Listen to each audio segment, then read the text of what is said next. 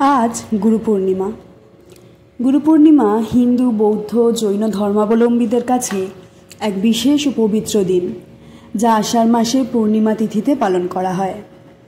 এই দিনটি গুরুদের প্রতি কৃতজ্ঞতা প্রকাশের দিবস হিসেবেও পরিচিত, কারণ গুরুই আমাদের অন্ধকার থেকে আলোয় নিয়ে যান, অজ্ঞতা থেকে জ্ঞানের পথে পথপ্রদর্শক হন।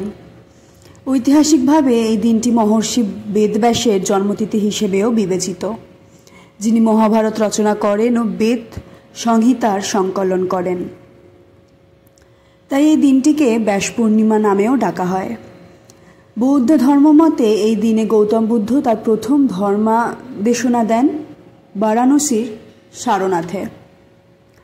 গুরু পূর্ণিমার তাৎপর্য শুধু আচার অনুষ্ঠানের মধ্যেই সীমাবদ্ধ নয়, এটি শিষ্য ও শিক্ষকের মাঝে এক গভীর আত্মিক সম্পর্কের প্রতীক।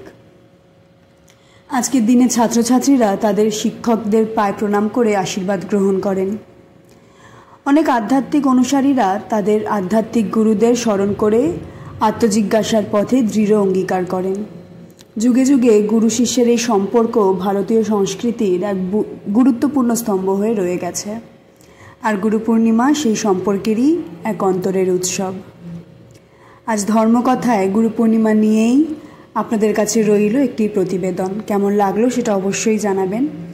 আপনারা এতক্ষণ দেখছিলেন ট্রাভো নিউজ, সংবাদ, ভ্রমণ, বিনোদন সারাক্ষণ। সঙ্গে ছিলাম আমি তানিশা।